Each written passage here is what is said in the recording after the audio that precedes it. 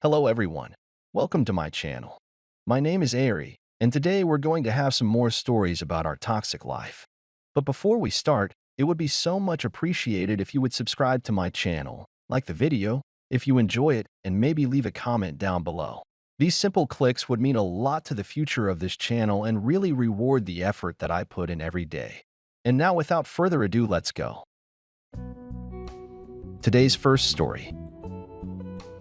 In this story, the couple met 15 years ago at a summer camp, and their relationship blossomed through college, eventually leading to marriage and 2 kids. He discovered his wife was cheating with his best friend during a work retreat. He exacted revenge by getting Mark to quit and divorcing his wife, gaining full custody of their children. Now, let's get into the story. My wife and I both met each other 15 years ago at summer camp. I had been attending the camp since I was a child, and when I was of age, I applied to be a counselor. My girlfriend had actually just moved to the area and applied for a summer job there. She was a new girl to everybody else who had been going there for years. She was beautiful, and right away I had a crush on her. We had our little summer flame, and we didn't think anything else would come of it. However, we kept in touch, and we eventually ended up going to college in the same city. From there, our relationship turned romantic. When we graduated, we got married shortly after, and everything had been perfect between us. I truly loved her with all my heart, and I thought she felt the same way. We had 2 children together, and I had a great job, so she was able to stay home and take care of them full-time. It was like the perfect American dream. I didn't have to travel often for my work, but every year there was a big company retreat in the mountains. It was for team-building activities in theory, but it was just an excuse for everybody to get together and drink for an entire weekend. I looked forward to it all year long. I worked in the same office as my best friend. Let's call him Mark. We met each other during our senior year of college, and we hit it off right away. I had never gotten along with another person quite the way I got along with Mark. We got each other a sense of humor, and we could talk about the strangest things for hours. He was hired at the firm we worked at first. Then he saw a potential opening for me, and he vouched for me. I thought I had him to thank for how great my life was in some respects. One of the reasons I was looking forward to going on the company trip was to spend some more quality time with Mark. The week of the trip came along, and everybody in the office was excited, including Mark. However, the Friday before we were set to leave, Mark didn't show up to work. I texted him and asked him what was wrong, and he told me that he must have had a very bad stomach bug. I asked him if he was going to be better by the time we left for the trip, and he said he wouldn't. I was bummed that Mark wasn't going to be able to go, but I didn't think it would stop me from having a good time while I was there. There are plenty of other people in the office that I got on with. Saturday morning came, and I said goodbye to my wife and left for the trip. I had a wonderful time while I was there, and I never suspected that anything would have happened while I was gone. After all, my wife was home with our kids. I texted Mark a couple of times during the weekend just to make sure he was all right. He told me that he was still in bed trying to recover, but he appreciated me checking in. I sent him a few funny pictures and videos of things that were happening while we were there. I got home from the trip Sunday night and was relaxing with my kids and telling them an abridged version of what happened over the weekend. My wife was always somewhat of a busybody. Relaxing was difficult for her in general. She would often be going around the house and picking up toys and blankets and things like that to keep it tidy. The house was spotless when I came in, but she was still walking around and cleaning pointless things. In hindsight, I think she just didn't want to talk to me because she felt guilty. It was getting late, so I scooped up my kids and brought them to their rooms to tuck them in and say goodnight since I missed them the past couple of days. While I was kissing my son on the forehead, he asked me if Uncle Mark was going to be coming over again. First, I thought he was asking because he hadn't seen him in a while and missed him. I told him that I didn't know when Mark would be coming over again. Then he told me that the day before Mark promised him, he would be seeing him soon. I clarified with him and asked him if he had seen Mark the day before, and he confirmed it. I had no idea why Mark was at my house. When I was texting him, he told me that he was at home and recovering from the stomach bug. If he was at my house, that would mean that he lied to me.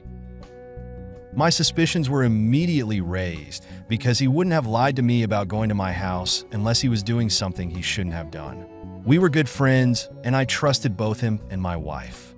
If he needed to stop by my house for something, I would have understood. When I got to my bedroom, I mentioned to my wife what our son had said. She shrugged it off, saying that he must have been mistaken, and he might have been talking about a couple of weeks ago when Mark was over. My son was 4 years old at the time, so I doubted he would mention it if it was so long ago. I believe my son more than I believe my wife at the moment. However, I didn't have anything to prove my suspicions, so I dropped it. I went back to the office the following Tuesday morning, and Mark was there, looking just as good as you ever did. I was still suspicious, so I checked in with him to see how his weekend went. He confirmed to me once again that he was home resting all weekend long. My gut was telling me that there was something seriously wrong, and I needed to get to the bottom of it. A few nights later, my wife left her phone in the living room while she went to do the dishes, so I snuck off to the bathroom with it. I hated going through her things, but I felt like I was being lied to, and I needed to know what the truth was. I looked through the text message conversation between her and Mark to see if there was anything suspicious. There were a lot of deleted messages between them. My mind wandered to everything that could have been in those messages. I did not doubt at that point that it was evidence of an affair.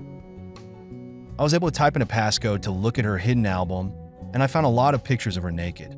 I found a few other pictures of a man whose face wasn't in the image, but I recognized a couple of tattoos as ones that Mark had. I was right to be suspicious after what our son had said. She did have Mark over, and they must have slept together while I was away for the weekend. I could only imagine that Mark faked being sick because he knew that there would be a window where he could be with my wife without having to worry about me. What angered me the most about all of this was the fact that they did it while my children were home. My son remembered seeing Mark there over the weekend.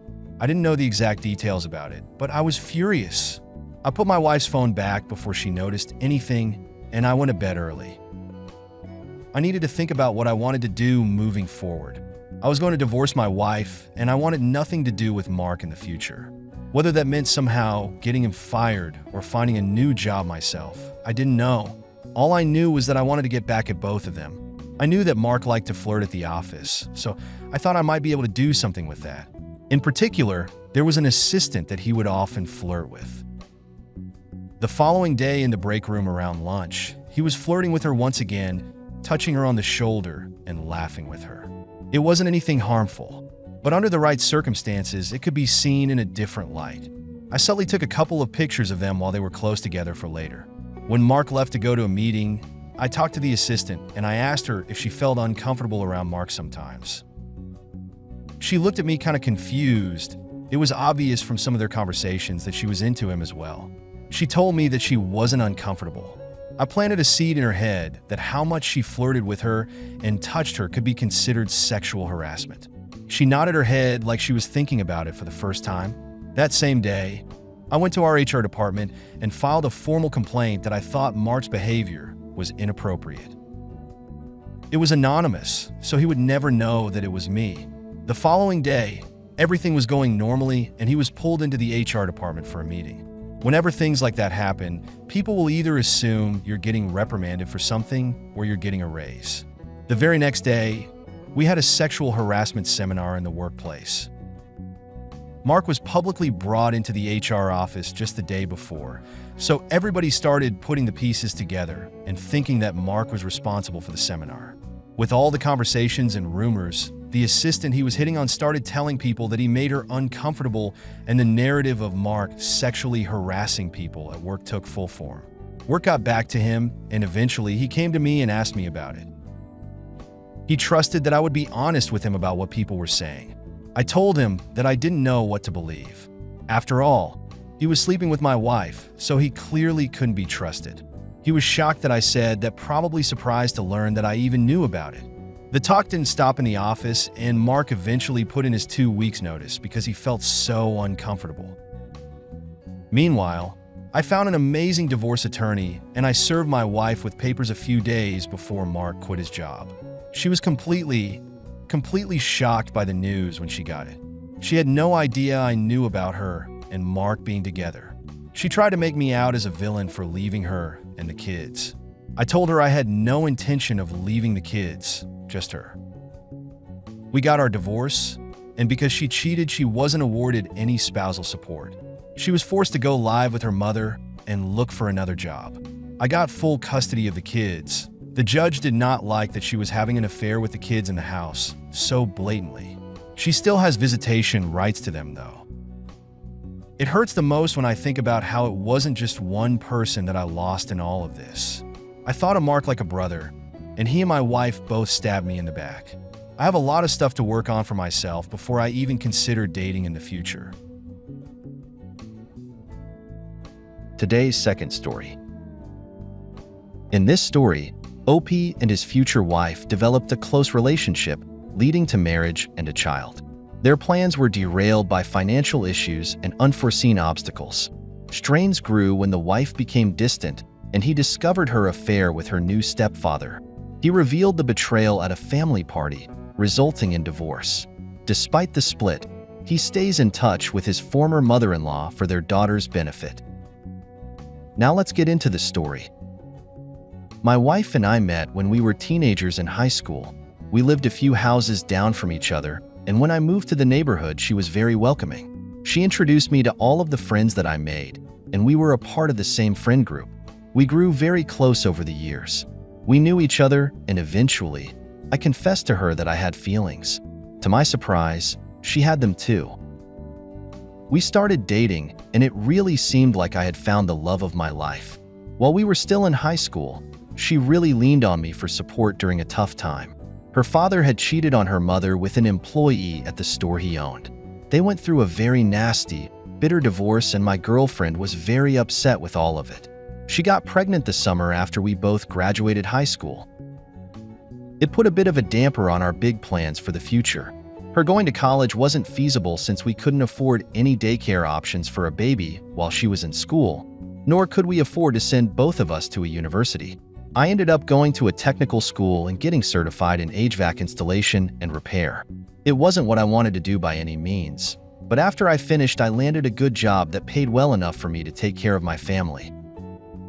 We got married shortly after, and everything started to feel like it was falling into place. My wife was an incredible mom. We were all happy and healthy, and we were actually looking into buying a house. My wife was very close with her mother. I hate to say it, but I almost thought they were too close. I could tell that my mother-in-law's demeanor toward my wife changed after the divorce. She started treating my wife more like a friend than a daughter. I knew she just needed somebody to talk to and sort through her own problems, but a big part of me felt like that was inappropriate. After their divorce, I didn't remember my mother-in-law ever dating anybody else. When we would go out to dinner with her, she would comment on how cute a server was or mention there was a handsome guy checking her out, but nothing ever came of those comments. My wife was the one to encourage her to get on the dating apps. She helped her make her profile, and she even helped her prepare for a couple of days that she went on. After a few weeks of casual dating, my mother-in-law called my wife one night proclaiming that she was in love. She talked all about this incredible man that she met and how she instantly saw a future with him. My wife was excited for her, partially because she knew that if she had another man in her life, she might avoid oversharing with her. My mother-in-law continued dating that man for a few months before she introduced him to us. To all of our surprise, when she introduced him to us, she introduced him as her husband. They had apparently eloped. It was a big shock to my wife and me. Personally, I thought my mother-in-law had lost her mind. After everything she had gone through with her divorce, it was very unexpected for her to behave in such a way. I couldn't deny that it seemed like they really care for each other. The man was good-looking, had a good job, and was very charismatic. He seems like an all-around good guy. I actually found that I liked talking to him about certain things as well. Over the next several weeks, he was being slowly integrated into our family. We let him meet our daughter, and he was introduced to other relatives at family gatherings. Nobody would have suspected that anything was awry. A few months had passed since he was introduced into our lives, and my wife started to change. She was growing very distant from me emotionally and physically. We were hardly talking to each other about anything other than our daughter. It seemed like she was avoiding every other topic I brought up, even ones as trivial as television shows that I was excited about. After the birth of our daughter, our intimate lives definitely slowed down, but it had never been halted altogether.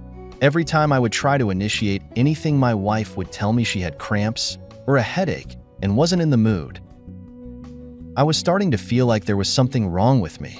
One night, she came to me and told me that she needed a night off. I was kind of confused about what she meant because she didn't have a job. When I brought that up, we got into a huge argument about how raising our daughter was a full-time job and how she thought it was disrespectful of me to ignore the work she was doing. I had no idea she felt that way, so I apologized and told her that she could book a room at a local spa for a night and relax while I took care of everything at home. She was happy with that response, and we ended the argument there. Her night at the spa came and went, and when she got home it felt like she was back to her old self. She was happy and smiling, and she told me all about the massages she got and how much she needed the rest. That same night, I tried to initiate relation, and she rejected me again. I didn't pressure her into explaining or anything like that, but once again, I felt very slighted by her. Still, I never suspected her of cheating. I just thought that there was something wrong with me. I started to take that sentiment to heart, and I was feeling really depressed about it. I had never been the type of person to open up about my feelings, so I didn't know how to ask her about it. One night my wife was exhausted, so I told her to go hop in a bubble bath, and I would put her daughter to bed.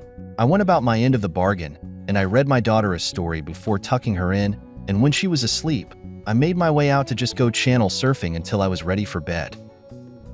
As I was walking by the bathroom, I heard my wife moaning inside. Honestly, what she did in the bathroom was her own business, so I wasn't immediately suspicious that something else was going on. I just figured she was enjoying herself. The following day, my wife and I were in the backyard playing with our daughter. We were all sitting on the porch, and my wife had to jump up to throw some clothes in the dryer. She left her phone behind, but I didn't think about going through it at the time. I actually found the evidence on it by accident when I grabbed it to take a picture of our daughter while she was doing something cute. It was something I had done dozens of times in the past. It was just the closest phone to me. I noticed from the thumbnail in the corner of the camera that the most recent picture taken was of my wife while she was in the bath. I was curious, so I clicked on it really quickly and saw that it was a video. I immediately closed it and pretended like I didn't see anything while I was outside with my daughter, but I couldn't stop thinking about why my wife would have had that video on her phone. It certainly wasn't something that she sent to me, so it didn't make sense why she would have it. Later that night, while everybody was asleep, I got up to go to the bathroom and decided I wanted to investigate the matter more. I grabbed her phone and looked through it for more information about why she took that video. I was curious if she had sent it to anyone. As I looked, I felt my entire world being ripped out from under my feet. She had sent the video to someone. She sent it to her new stepfather. I read through their text message exchanges, and I noticed that there had been several times he requested pictures and videos from her. Their entire affair began when her stepfather texted her for very inappropriate advice on what kind of lingerie he should surprise her mother with. My wife first replied saying that she had no idea, then he asked her what she would wear. From there, the messages all turned intimate, and she sent him several pictures of her wearing lingerie that I bought for her. They exchanged countless pictures of each other naked, and from what I could tell, they had met up for intimate at least once. The night my wife spent at the spa, she invited him over, and they spent the entire night together. I felt sick to my stomach learning about that. It was the ultimate breach of my trust, and I didn't know how I was going to move forward. My wife was the love of my life, and she took my heart and crushed it. We had a family together, and she was throwing it all away. What turned my self-pity into absolute anger was when I remembered her coming home from the spa and telling me about everything that happened. The massages and everything were things that her stepfather had given her, and she told me about them by covering up the true nature of it all. I took countless screenshots and sent myself an email with everything. I would be using all of that in our impending divorce. Before I gave her the papers, I knew right away that I wanted to get back at her in some way. They both needed to face the consequences of what they did. Some time had passed, and I was still trying to figure out how I wanted to go about ending my marriage. My mother-in-law actually contacted us and told me that she was going to be throwing a party for the entire family to officially celebrate her marriage. It was going to be kind of like an unofficial wedding reception. I figured it would be the perfect time to expose both of them. The day of the party came, and once everybody was gathered around the table for dinner, I stood up to give a toast. I started by telling the man that he had been welcomed into all of our lives with open arms, and everybody thought he would be great for my mother-in-law. Then I told him that we were all wrong. Everybody was confused, but I explained that I knew he had been sending inappropriate things to my wife and that they had slept together. They both tried to lie right in front of everyone and say that it wasn't true, but I had receipts. There was no denying who I saw. At the end of it, I handed my wife the divorce papers that I had filed days before and told her that I wanted her out of our house. My mother-in-law was absolutely heartbroken, more so from the betrayal of her daughter sleeping with the man she loved than anything. My wife chased after me when I walked away, trying to convince me to have a conversation with her. I told her that she wasn't worth my time anymore and that she should try to talk to her mother, who she stabbed in the back. A few days after all of that, my former mother-in-law reached out to me and told me that she was very sorry about everything that happened. She felt guilty for bringing that man into everyone's lives. Right away, I told her that it wasn't her fault. If they were both willing to cheat so easily, it was bound to happen in the future. She told me that she was trying to find a way to forgive her daughter, but didn't think that she could. My wife and I ended up getting divorced, and I have the house and custody of our daughter. I still stay in touch with my former mother-in-law because I know how difficult it has all been for her, and the last thing I wanted was for her to feel like she lost her granddaughter too. I hardly talk to my wife anymore aside from arrangements for custody changes and visits. My mother-in-law divorced her husband and was actually entitled to spousal support from him.